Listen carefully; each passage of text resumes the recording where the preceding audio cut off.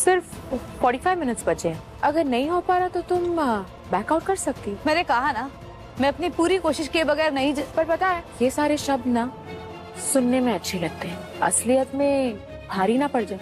बेचारा कार्तिक, तुम्हें पूछ पूछ कर थक गया कि तुम्हारा पति कौन है। जानना चाहते ना? हाँ बोलो। हाँ, मैं मेरे पति।